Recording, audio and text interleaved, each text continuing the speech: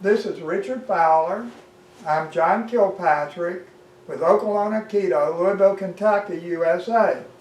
And the way we have practiced forever, and actually the way it's done in every Aikido club I've been in, is that for almost everything, the person doing the Aikido, Nage, doesn't have a weapon. Sometimes you might practice retaining a weapon if somebody's trying to take it, but normally only the person attacking has the weapon. And so what you've always seen us do here is that we're at standard distance. I have my hands up, and I know in Aikido usually they have their hands at the side, but if you're in real life, and some of us might have a real life, I don't know if some of you might, then if I'm in a situation where I'm being threatened, I want my hands up anyway. I want to be saying, sorry, I can't help you, go away. If they still come, start shouting at them and get away, back off, whatever. It's just a preliminary to try to prevent a bad situation. So if he goes to attack then, so he attacks, and so what happens here, the first step is getting his attention. So what I'm doing is putting my hand up here and getting his attention, and then what we've been doing is pretty much leaving it here. I don't want to threaten him with it. I'm not trying to make him back up. I want him to go ahead and come in, but I also want him not to see what I'm doing. So when he comes in here, see my hand's here, and this hand comes under here to protect me from his knife so that he can't cut me. And this hand's here, so I've got his head, I've got his jaw, I've come up here, and then I can step through for the throw. And when he falls like that, I have to make real sure that I don't let this knife come back toward me. So he fell with it away then, but if it had been close to me, I'd have had to push that arm away. So that's what we've been doing. And that's fine if you're not armed. If I'm not, I've watched numerous videos on active self-protection of people getting killed in knife attacks and really getting real life stuff. And the guy just comes in and stabs him. I mean, I'm not armed. He has no reason to feel threatened. So he just comes in and starts stabbing. And, but we started working then on practicing where both of us have a knife. Well, now in this case, people are not so willing to come in. If I've got a knife here now, he's not going to just come in. He's going to try to cut my arm or something. He's going to cut and jump back, and all this stuff is going on.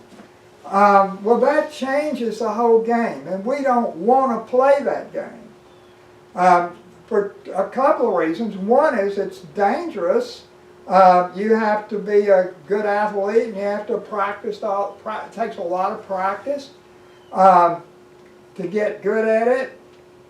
And also, there's probably more than one of them. So while I'm up here playing games with him, somebody's behind me stabbing me in the back.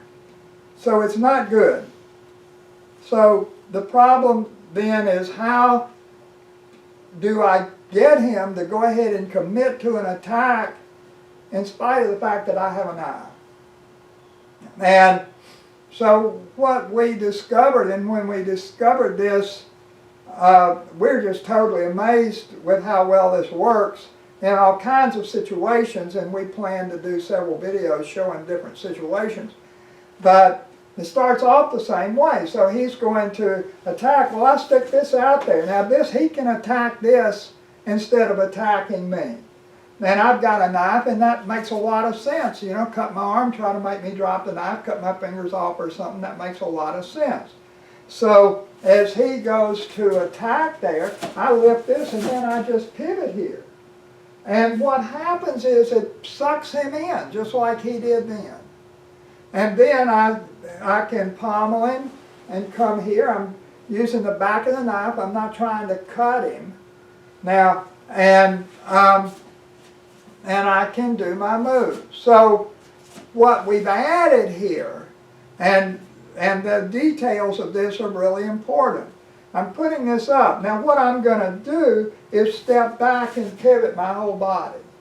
Now, we tend to practice this way, but really just any comfortable posture.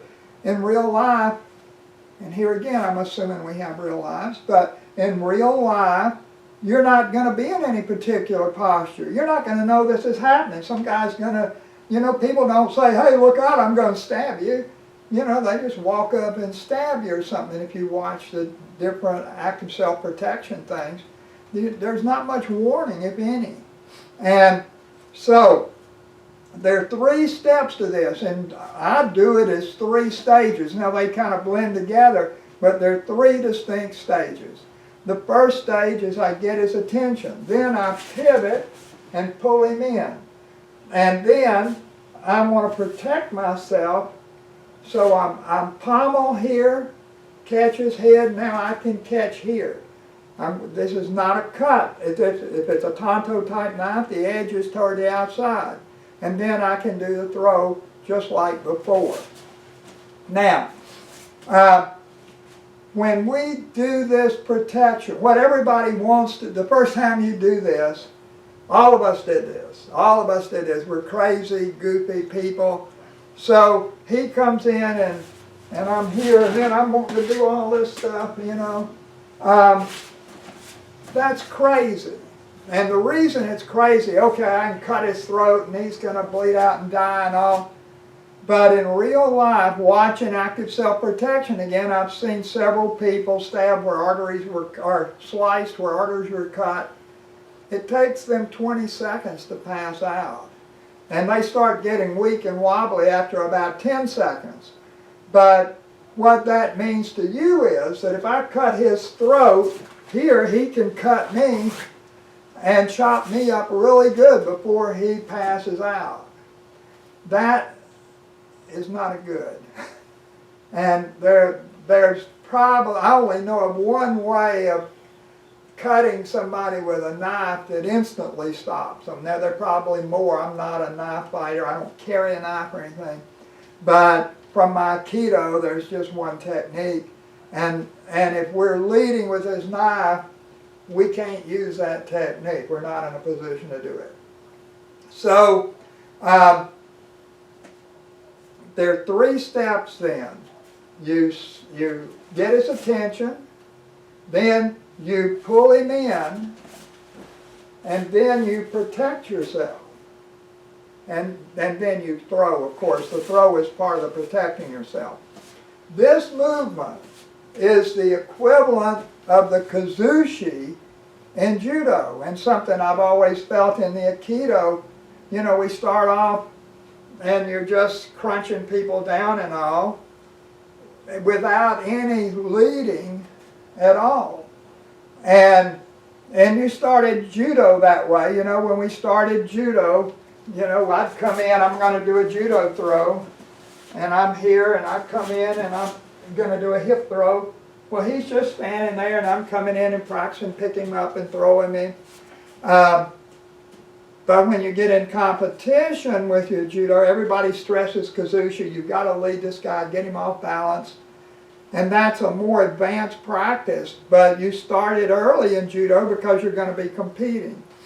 But I've never been in a Aikido club where they ever got to the point of doing the Kuzushi. And so this movement is what in this movement here, and you're turning your whole body, is what in Judo would be the Kuzushi. And let's turn around and show this once from the other side. So we're here and he's attacking. See, and then I'm throwing. So from here I'm mostly in the way, but you can see what that looks like from the other side. So this is something we're really excited about.